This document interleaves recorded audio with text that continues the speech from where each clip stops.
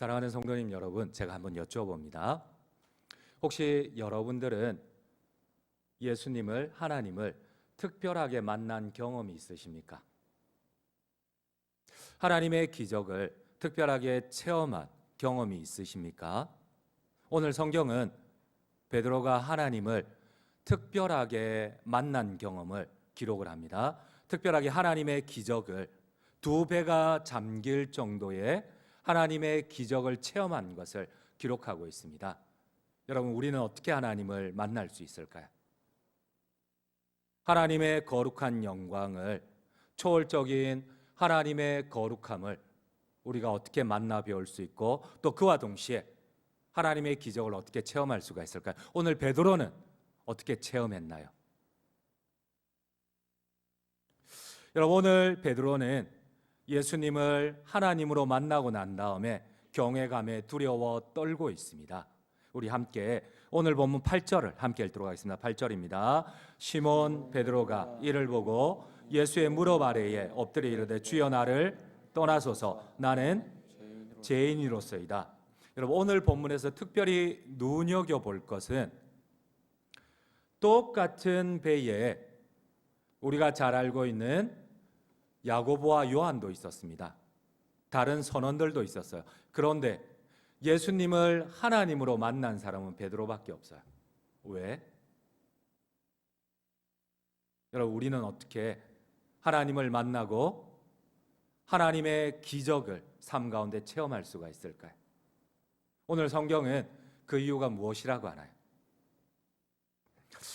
오늘 성경의 배경이 되는 시간은 이른 아침입니다. 허다한 무리가 이른 아침부터, 새벽부터 예수님의 말씀을 듣기 위하여서 갈릴리 호숫가로 밀려들었어요. 예수님은 계속 바닷가로 수많은 허다한 무리들 때문에 뒤로 물러날 수밖에 없었습니다. 예수님은 말씀을 마치시고 이제 찾아온 사람들에게 말씀을 다 마치시고 난 다음에 옆에서 그물을 씻고 있는 어부인 베드로를 향하여서 말씀을 하십니다. 우리 함께 오늘 본문 1절과 2절을 함께 읽도록 하겠습니다.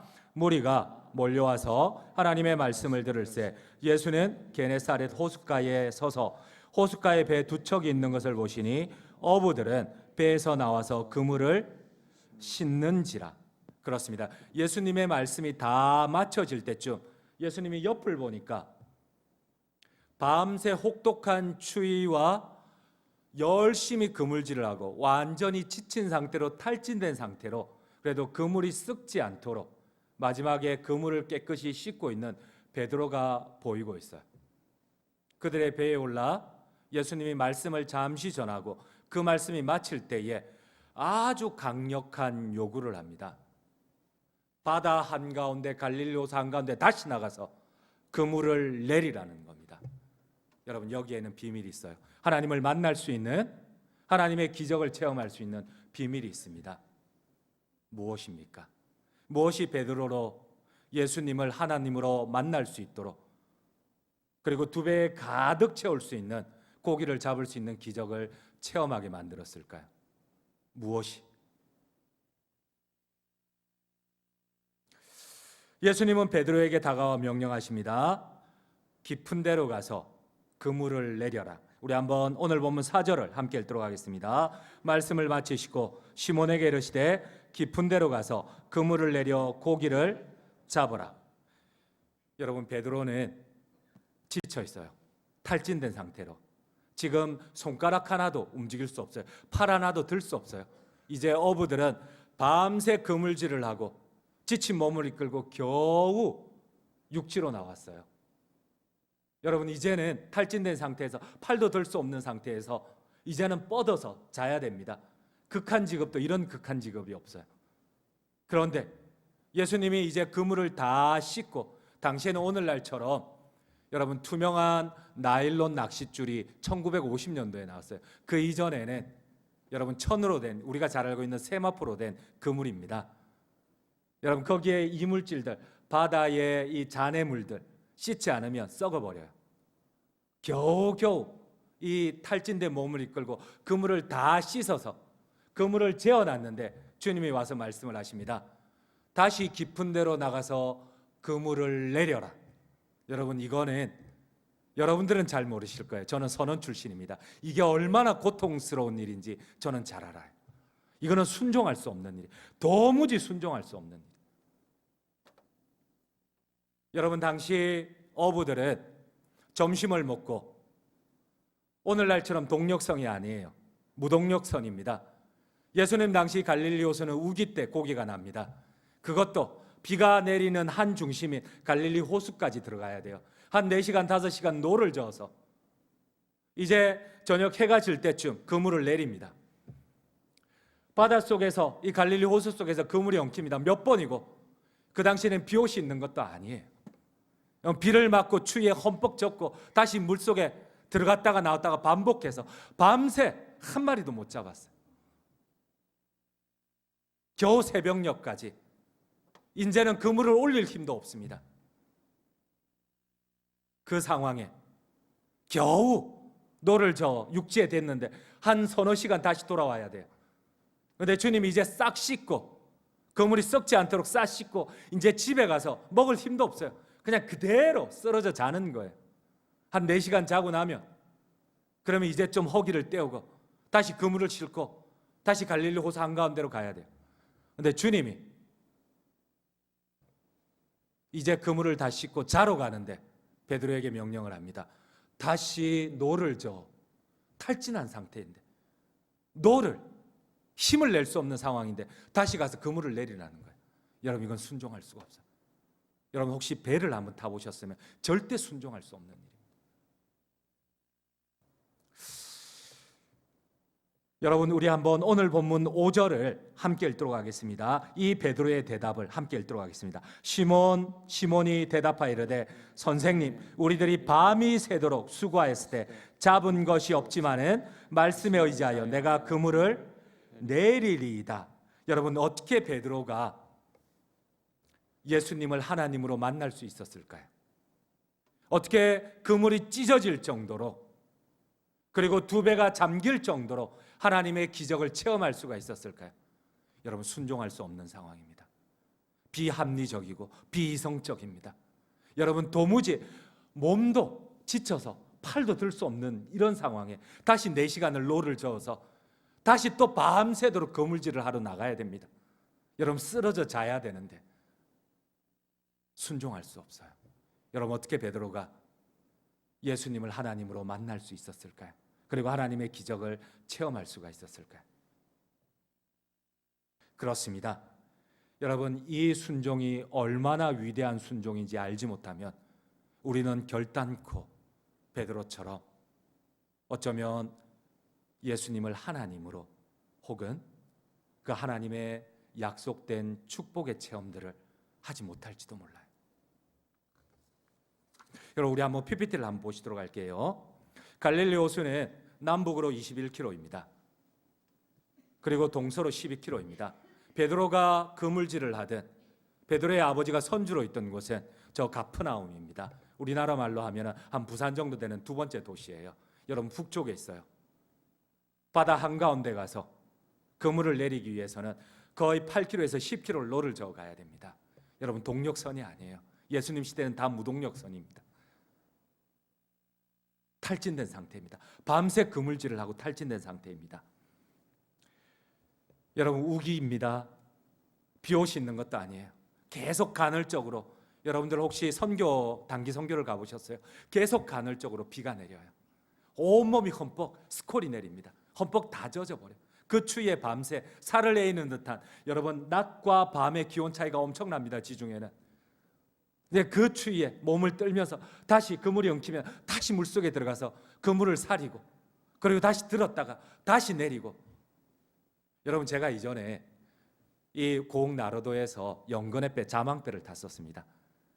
저 역시도 이렇게 낮에 이제 조금 자고 난 다음에, 우리는 그때 그물이 합사, 오늘날처럼 이렇게 얇은 이 합사줄은 얇기도 정말 얇지만 강도가 일반 실들의 거의 한 10배 정도의 강도가 납니다. 그런데 예수님 당시에는 세마포예요. 이 세마포를 씻어야 돼요. 우리도 이렇게 자고 난 다음에 그물을 한 2시간 사리고 씻고 난 다음에 배가 출항을 합니다. 그리고 저녁 해걸음쯤에 한 2시간, 그때는 동력선이다 보니까 그물을 한 12km 정도 깔아요. 그러면 한 밥을 먹고 2시간 자고 일어나서 9시부터 다음날 해 뜰 때까지 새벽 6시까지 그물을 끌어냅니다.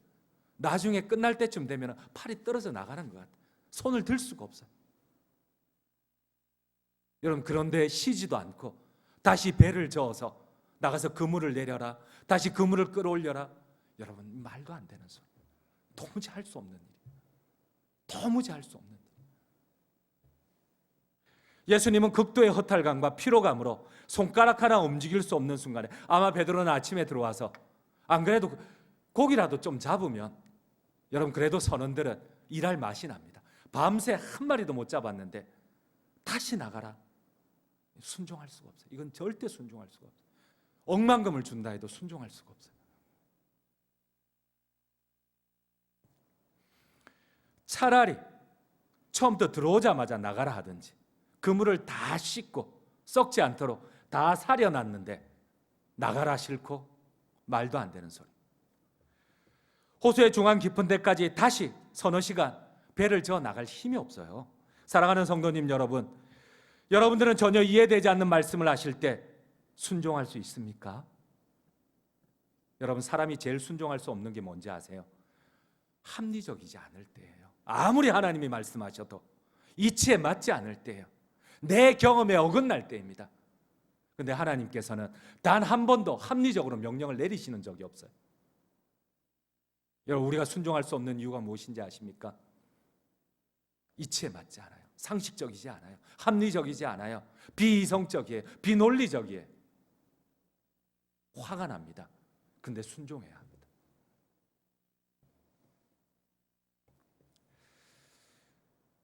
결코 더 중요한 것은, 여러분들, 우리 한번 PPT 두 번째를 한번 보시도록 할게요.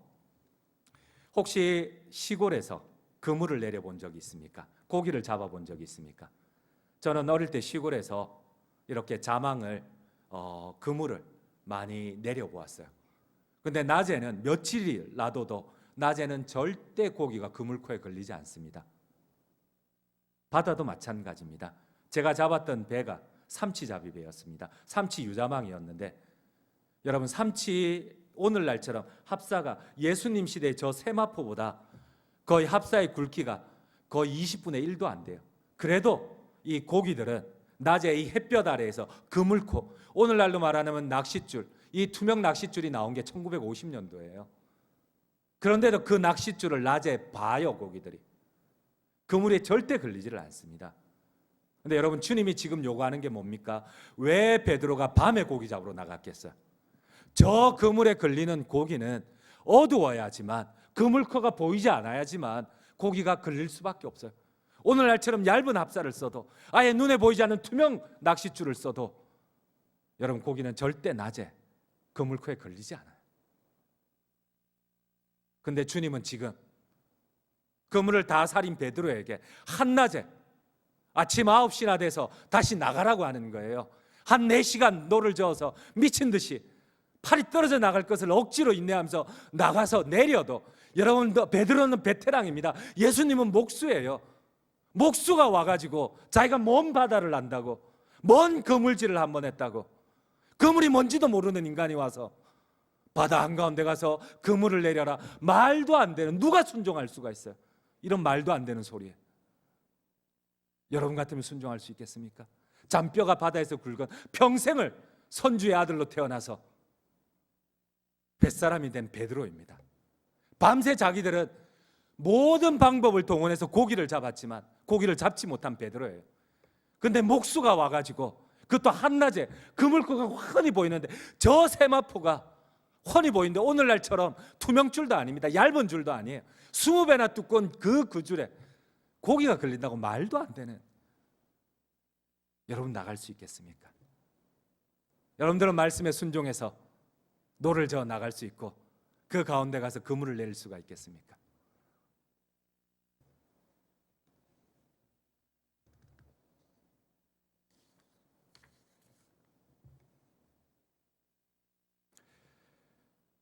베드로는 물고기 잡는 데는 완전 문외 아닌 목수 예수님께서 한 마리의 물고기도 잡지 못해 허탈한 베드로에게 훈수를 둡니다.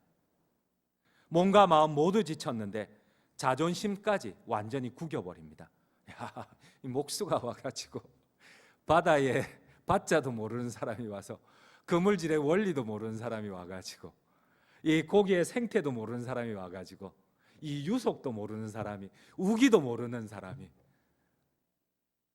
이 고기의 생리도 모르는 사람이 와가지고 가서 나는 지금 허탈하게 지쳐있고 이제 집에 가서 뻗어서 겨우 힘내서 한 서너 시간 자고 점심 대충 먹고 다시 그물을 싣고 바다에 나가야 되는데 나한테 와서 지금 노를 저어서 한가운데 가서 한낮에, 여러분 바다 한가운데 가면 12시나 1시입니다. 갈릴리 호수까지 가서 12시나 1시, 가장 해가 가까이 떠 있는데 그물고가 가장 잘 보이는 이 시간에 그물을 놔라? 이건 미친 소리예요. 이거는 진짜 미친 소리. 여러분들은 자신이 익숙한 경험과 전문성을 가진 부분에서 전혀 이해되지 않는 말씀을 하실 때, 말씀이 다가올 때 순종할 수 있습니까? 베드로는 어떻게 예수님을 하나님으로 알아볼 수가 있고 그 앞에 두려움 가운데 떨 수가 있었고, 그리고 한 번도 경험하지 못한 자기 인생에 두 배가 가라앉을 정도로 그물이 찢어지는 하나님의 기적을 체험할 수가 있었을까요? 우리는 순종을 쉽게 생각하지만 그러나 우리의 믿음의 선배들에게 있어서 순종은 목숨을 거는 거였고 모든 상식을 넘어서는 거였고 도무지 이해할 수 없는, 단 하나라도 이해할 수 없는 상황이었습니다. 결론을 맺도록 하겠습니다. 오늘 베드로는 그물이 찢어질 정도로 가득 걷어올린 물고기가 한 배로 충분하지 않아 두 배로 나누어 실었다고 합니다. 예수님 시대에 배들은 한 0.8톤 정도 되었다고 합니다. 두 배가 깔아앉을 정도면은 거의 한 4분의 3톤, 거의 한 배의 용적 정도, 한 0.8톤 정도를 실어야 된다고 합니다. 그러니까 두 배에 나누어 실었던 게 거의 이 베드로가 어부들이 두 배가 조업하는 양 한 2주일에서 3주일 분량이었다고 합니다. 여러분, 그네들은 이해할 수 없는 상황 가운데 순종하여 인생의 처음으로 하나님의 기적을 체험하게 되고 예수님을 하나님으로 경외하며 두려워 무릎 꿇게 됩니다. 우리 한번 오늘 본문 6절 7절을 함께 읽도록 하겠습니다. 그렇게 하니 고기를 잡은 것이 심히 많아 그물이 찢어지는지라. 이에 다른 배에 있는 동무들에게 손짓하여 와서 도와달라 하니 그들이 와서 두 배의 체험에 잠기게 되었더라. 우리 성도님들, 이 말씀대로 하나님의 말씀이 들려질 때에 합리적이지 않아요. 단 1%라도 이성적이지가 않아요. 10개를 조건을 들이대도 순종할 수가 없어요. 그럼에도 불구하고 하나님의 말씀이 들려질 때에 순종해 보지 않으시겠습니까? 그리할 때에 하나님의 신실한 약속, 단지 살아계신 하나님을 만나 뵈었고 그분의 영광 앞에 두려워 떠는 것을 넘어 우리 인생 가운데도 하나님의 기적을 체험하시는 우리 모든 장전중앙 성도님들 되시기를 간절히 주님의 이름으로 축원드립니다.